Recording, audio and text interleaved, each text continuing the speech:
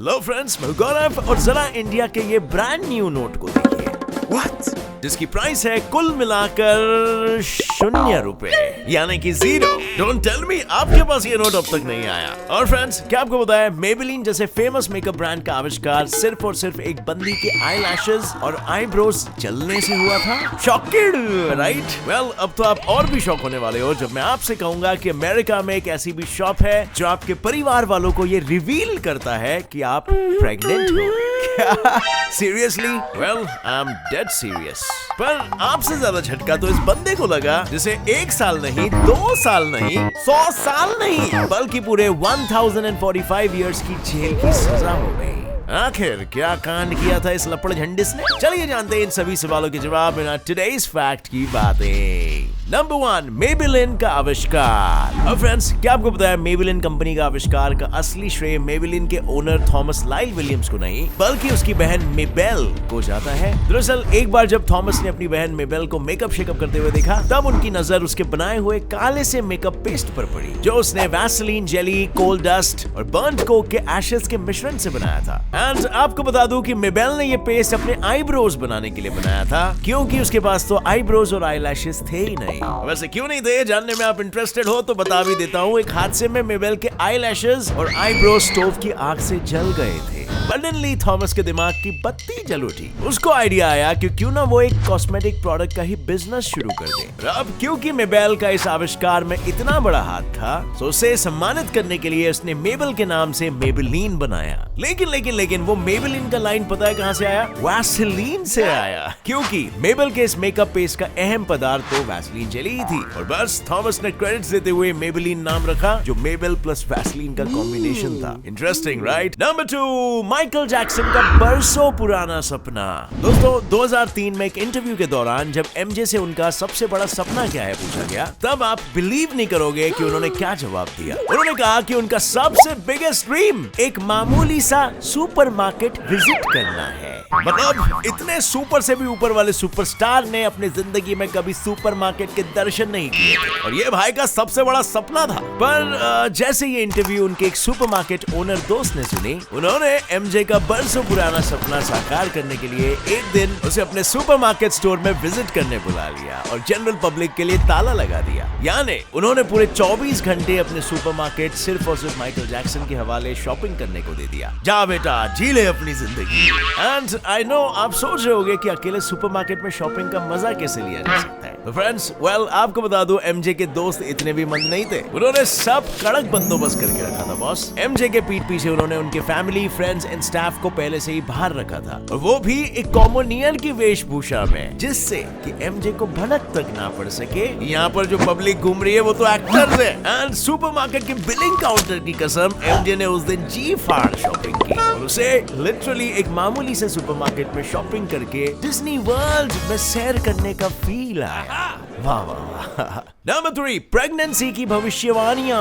अब भाई लोग, एक बार ना एक बंदा शॉपिंग करने गया था, लेकिन वहां जाकर उसे पता चला कि वो तो नाना बनने वाला है। ऐसे कैसे भाई? तो मैं बताता हूँ। ये अमेरिकन अंकल टारगेट नाम के एक शॉप में शॉपिंग करने गए, और जब वो घर लौटे तो उनके होश उड़ गए। टारगेट सुपरमार्केट वालों ने उसकी 17 साल की जवान बेटियां को बेबी कूपन्स का मेल भेजा था, जिसे देखकर इन अंकल जी की आतामाजी सटकली हो गई। वो टारगेट के मैनेजर पर गंदा वाला भड़क गए, और यहाँ से कहानी और भी दिलचस्प हो जाती है, क्योंकि भड़के हुए बाप को शांत करवाने वास्ते मैनेजर टेक्निकल बंदे को पकड़ते हैं और बेबी कूपन मेल का राज खुलवाते हैं कि उसकी 17 साल की बेटी ने रिसेंटली कुछ बेबी प्रोडक्ट्स खरीदे थे, जिसकी उसके बाप को भनक तक नहीं पड़ी थी। पर वेट, टारगेट वालों को ये कैसा पता चला कि कोई प्रेग्नेंट है या कोई बेबी प्रोडक्ट परचेज कर रहा है? तो वेल, ये टारगेट वाले जो है ना, एक्चुअली में इंडिविजुअल परचेजेस को टारगेट करते हैं। नाम ही है टारगेट और काम भी टारगेट करने का। ये लोग अपने हर एक कस्टमर को एक आईडी नंबर दे देते हैं, उसका लिंक कस्टमर के credit card number, full name और मेल एड्रेस से जुड़ा होता है, जिससे इनके हाथों में कस्टमर के A to Z purchase details का रिकॉर्ड रहता है। और बस ऐसे ही जब इनकी बेटी ने अपने होने वाले बेबी के लिए माँ बाप से छिपाकर कुछ विटामिन सप्लीमेंट्स बाय किए थे, तब टारगेट वाले समझ गए, जो उसके माँ बाप नहीं समझ पाए कि बंदी माँ बनने वाली है, क्योंकि यूजुअली प्रेग्नेंट लेडी से इसे बाय करती है ना। तो बस भेज दिया बेबी कूपन्स, और इस तरह टारगेट शॉप वालों ने एक बाप को उसके नाना बनने की बधाई दी। नंबर 4, सुमड़ी में सर्विस। क्या काम कर रहे हैं, क्यों कर रहे हैं और किसके लिए काम कर रहे हैं?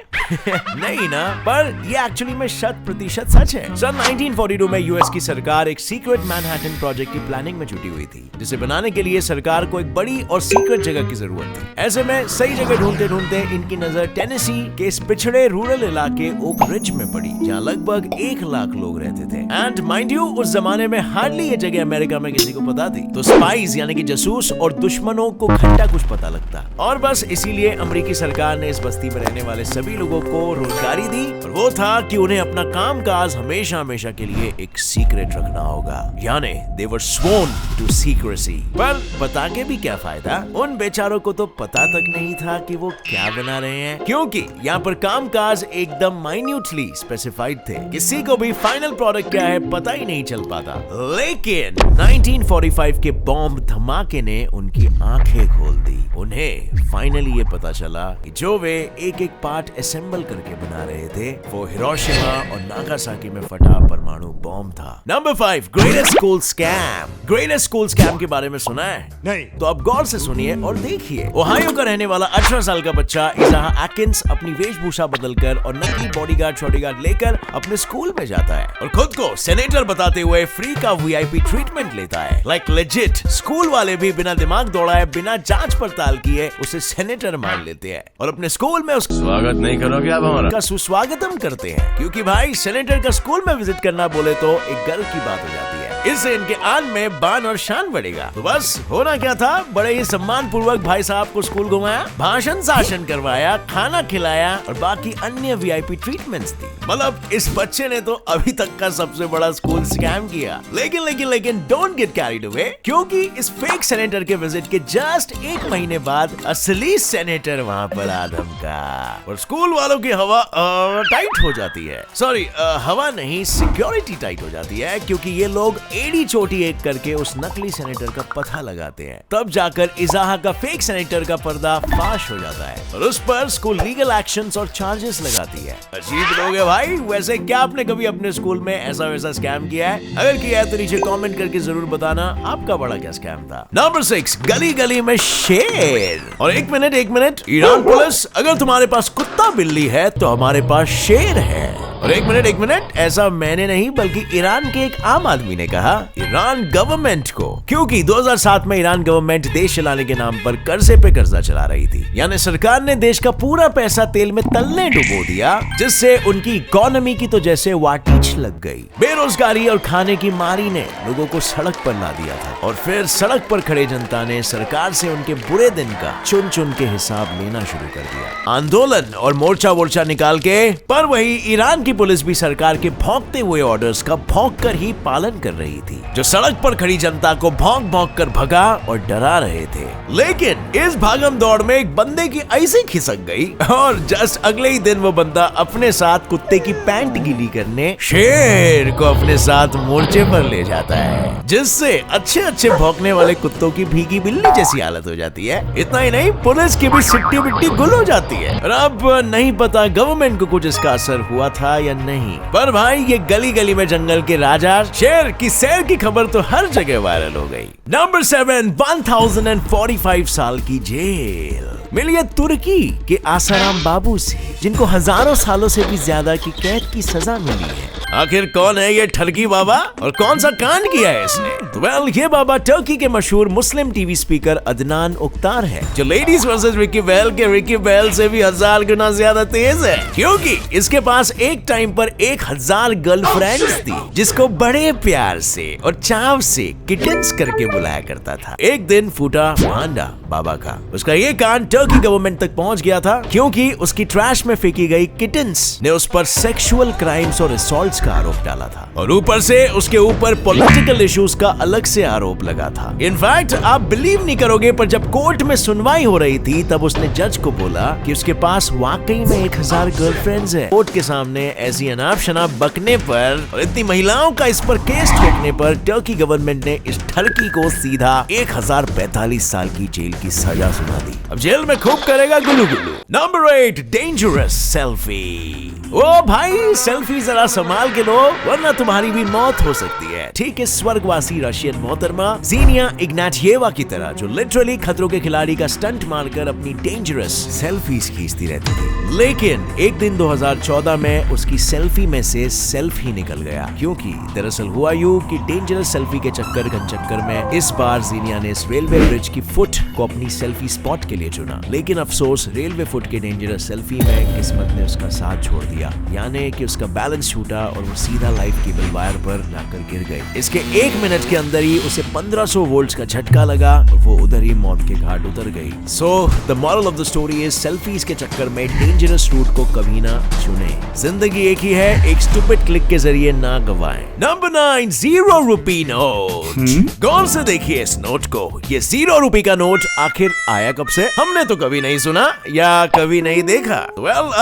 रुको मैं बताता हूँ। दरअसल इस नोट को 2007 में एक फिफ्थ पिलर नाम के एनजीओ के हेड विजय आनंद ने स्टार्ट किया। अब भले ही इसका अमाउंट 0 यानी कि अंडा है, पर ये कोई मामूली अंडा नहीं है, क्योंकि इस 0 रुपए के अंडे के नोट का फंडा ये है भ्रष्टाचारी लोगों पर रोक लगाना। दरअसल विजय आनंद सरकारी कर्मचारी के घूस मांगने से इतना तंग आ गए थे कि उन्हें सबक सिखाने के लिए और लोगों में भ्रष्टाचारी के खिलाफ अवेयरनेस पैदा करने के लिए उन्होंने सीधा इस 0 रुपए के नोट का आविष्कार कर दिया। एंड आई नो आप सोच रहे होंगे मे बी कि 0 रुपए का नोट भ्रष्टाचारी के खिलाफ आखिर कैसे यूज करें।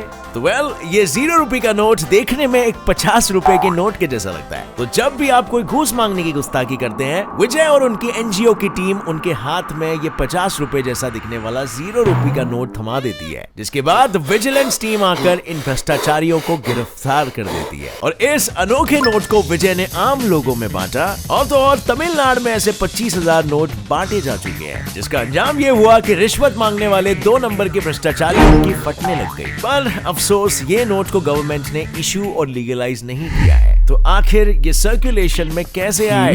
इस अनोखे अगेंस्ट भ्रष्टाचारी नोट को आप फिफ्थ पिलर की वेबसाइट से डाउनलोड करके प्रिंट ले सकते हो और आइंदा कोई घूस मांगे तो उसे ये चिपका सकते हो। तो फ्रेंड्स, ये थे कुछ माइंड ब्लोइंग फैक्ट्स जिनसे डेफिनेटली आपको कुछ नया सीखने जरूर मिला। अब बारी मेरी है आपको एक सवाल पूछने की, और अगर आपने इसका सही जवाब दे दिया तो आपको नीचे कमेंट सेक्शन में मेरे तरफ से एक हार्ट मिलेगा। ऐसी कौन सी चीज है जो बारिश में चाहे कितना ही भीगे पर कभी गीली नहीं हो सकती? ठोकने लगो अपने आंसर्स नीचे कमेंट सेक्शन में, और एक लाइक भी ठोकना अगर ये वीडियो पसंद आया तो। अगर नए हो चैनल पर तो देरी किस बात की, सब्सक्राइब कर लो, नोटिफिकेशन बेल ऑन करके ऑल का ऑप्शन सेलेक्ट कर लो, ताकि आप हमारी आगे आने वाली वीडियो कभी भी ना मिस कर सको। As always friends, stay curious, keep learning and keep growing. जय हिंद।